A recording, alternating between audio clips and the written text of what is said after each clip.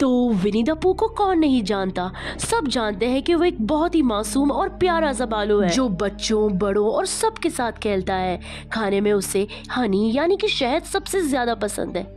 लेकिन क्या आप जानते हैं क्या हो अगर विनी द पू रॉन्ग टर्न ले ले और गलत रास्ते पर चल पड़े, हनी के साथ साथ खून भी खाए?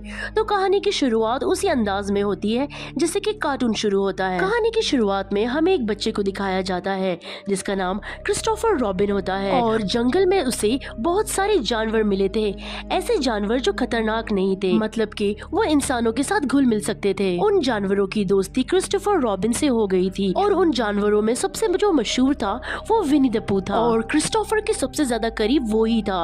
उसके साथ उसके 4-5 दोस्त भी थे। वो यहाँ पर काफी बड़े जंगल में रहते थे। क्रिस्टोफर भी उनके साथ यहीं रह रहा था। वो लोग हंसी खुशी अपनी जिंदगी गुजार रहे थे। लेकिन वक्त के साथ जैसे क्रिस्टोफर बड़ा हो रहा था, उसे अपनी पढ़ाई पूरी करने के लिए उन्हें छोड़कर जाना पड़ता है। वो मासूम से जानवर काफी दुखी हो जाते हैं। हालांकि क्रिस्टोफर ने उनसे वादा किया था कि मैं तुम लोगों से मिलने आता रहूंगा, लेकिन वो कभी भी नहीं आया। इसलिए वो हमेशा उसे याद करते रहते थे। क्रिस्टोफर के साथ रहने से उनके अंदर अच्छाई और इंसानियत आ गई थी, लेकिन उसके जाने के बाद वो लोग बिल्कुल अकेले पड़ गए थे। और तो और तब वहाँ पे सर्दियाँ भी आ गई थी।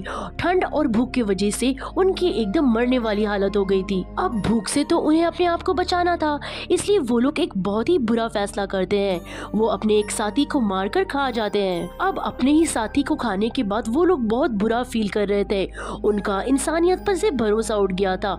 इंसानों से वो लोग नफरत करने लगे थे। खास तौर से वो लोग क्रिस्टोफर से नफरत करने लगे थे, क्योंकि वो सोचते हैं कि अगर क्रिस्टोफर उन्हें छोड़कर ना जाता तो उनके ऊपर ऐसी नौबत नहीं आती। और उसने कभी भी अपना वादा भी पूरा नहीं किया। वो इनसे कभी भी मिलने भी नहीं आया। तो वो लोग सब वहाँ पर बैठ के कसम खाते हैं कि वो लोग अपने अंदर से इंसानियत यानी अच्छाई को निकाल देंगे। और वो लोग ये भी कसम खाते हैं कि वो आज से कभी नहीं कुछ बोलेंगे, हमेशा चुपचाप रहेंगे। फिर यही कसम के साथ सीन यहीं पर कट हो जाता है और कहानी हमें 5 साल आगे ले जाती है। हमें फिर नौजवान क्रिस्टोफर को दिखाया जाता है जो अपने फियांसे मैरी के साथ वही जंगल 100 एकर्स में आता है। क्रिस्टोफर मैरी को अपने दोस्तों से मिलाने आता है। मैरी को क्रिस्टोफर की दोस्तों की कहानी इमेजिनेशन लगती थी, लेकिन फिर भी वो उसके साथ उनसे मिलने आ जाती है। बहुत टाइम तक ढूंढने के बाद भी क्रिस्टोफर को अपने दोस्तों का पता नहीं मिलता, लेकिन उसे पू की बकेट में खून जरूर मिलता है, जिसे देखकर वो बहुत ज्यादा परेशान हो जाता है। मैरी उसे समझाती है कि यहाँ पर रहना सेफ नहीं है, लेकिन क्रिस्टोफर उसकी नहीं सुनता। वो पू के घर में दाखिल हो जाता है जहाँ पू ने उसकी फोटो को जला रखा था। उस घर में हर जगह खून बिखरा हुआ था। मैरी और क्रिस्टोफर छुपके से निकलने की कोशिश करते हैं, लेकिन तभी वहाँ पर कोई पीछे से मैरी पर हमला कर देता है। ये असल में पिगलेट था, जो कि अब एक मॉन्स्टर बन चुका था। पिगलेट मैरी का गला दबाकर मार देता है और यहाँ पर क्रिस्टोफर कुछ भी नहीं कर पाता। तभी वहाँ पर पू भी आ जाता है। वहाँ पू और पिगलेट मिलकर क्रिस्टोफर को अपने साथ कहीं ले जाते हैं। क्रिस्टोफर उनको रोकने की बहुत कोशिश करता है, लेकिन उन पर किसी बात का फायदा नहीं होता। फिर हमें एक लड़की को दिखाया जाता है जिसका नाम मारिया होता है।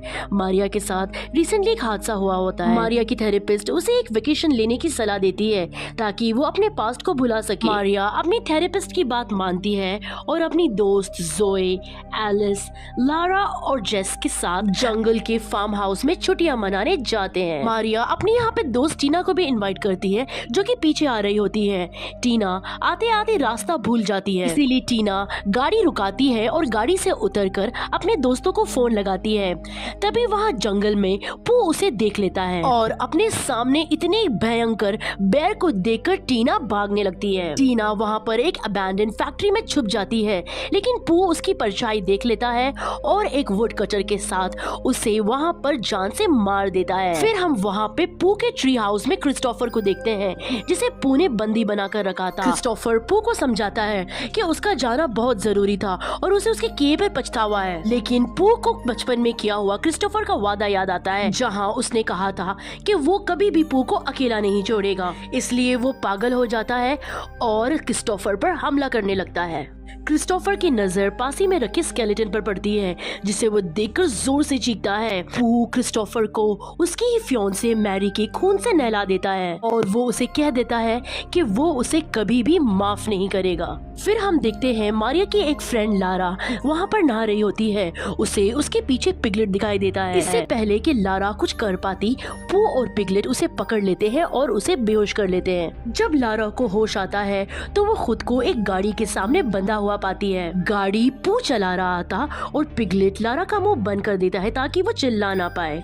तभी पू लारा के ऊपर गाड़ी चला देता है और उसे भी मार देता है। फिर हम ये देखते हैं कि लारा के दोस्त लारा की चीख सुन लेते हैं। वो घर से बाहर निकलकर चेक करने लगते हैं। उन्हें खून से लथपथ हालत में लारा की लाश दिखाई देती है और वो लोग उसे देखकर अंदर छुप जाते हैं। वो अब तक घर में दाखिल हो चुका था और इन लोगों को ढूंढ रहा था। एक तरफ एलिस और जो बैक डोर बंद करने जाती हैं और दूसरी तरफ मारिया और जेस कहीं छुपकर उनका इंतजार कर रही होती हैं। तभी वहाँ पर पिगलेट जो को देख लेता है और एक हैमर से मार देता है और वहीं वो एलिस को बंदी बनाकर अपने साथ ले जाता है। पिगलेट को चुपके से मारिया और जेस देख लेते हैं और उसका पीछा करते करते पू के ट्री हाउस तक पहुंच जाते हैं। वो देखती है कि पू ने एलिस को बांध रखा है और अपने पुराने विक्टिम का खून पी रहा है। मारिया और जेस किसी भी तरीके से एलिस को वहाँ से निकाल लेती है।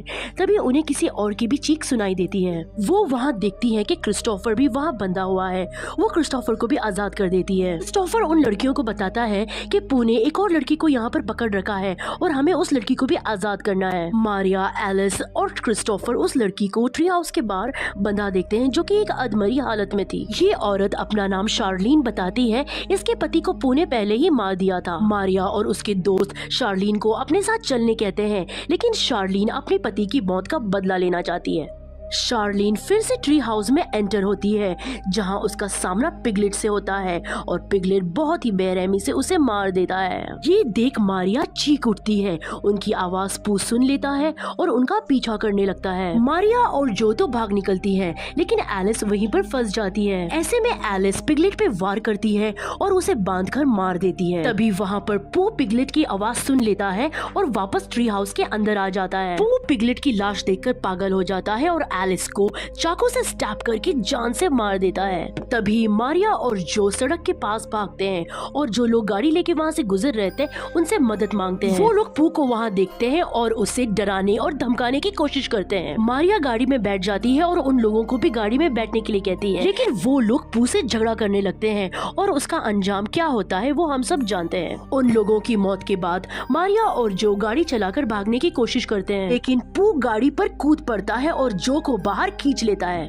पू बड़ी बेरहमी से जो का सर धड़ से अलग करता है और उसे मार देता है। लेकिन तभी वहाँ पर क्रिस्टोफर गाड़ी लेकर जोर से आता है और पू पर चढ़ा देता है। हम वहाँ देखते हैं कि पू बेहोश हो गया है और क्रिस्टोफर मारिया को उठा लेता है। फिर तभी वहाँ पर पू को होश आ जाता है और वो फिर से क्रिस्टोफर और मारिया के पीछे पड़ जाता है। क्रिस्टोफर उसे बचपन के लिए माफी मांगता है और पू से कहता है कि मैं जानता हूँ तुम्हारे अंदर आज भी अच्छाई जिंदा है। वो चाहे तो रुक सकता है और ये सब छोड़ सकता है, लेकिन पू कहता है कि नहीं, तुमने मुझे अकेला छोड़ दिया था, इस बात के लिए मैं तुम्हें कभी माफ नहीं करूंगा। फिर पू मारिया का भी गला काट देता है और सीन के एंड में हम पू से क्रिस्टोफर को भागते हुए देखते हैं। खतरनाक पू ने अपने आप से ये वादा कर लिया था कि वो आने वाले हर एक इंसान का इससे भी बुरा हाल करेगा, क्योंकि इस बुराई के रास्ते में उसे बहुत अच्छा लग रहा था। और कहानी यहीं पर फिनिश होती है।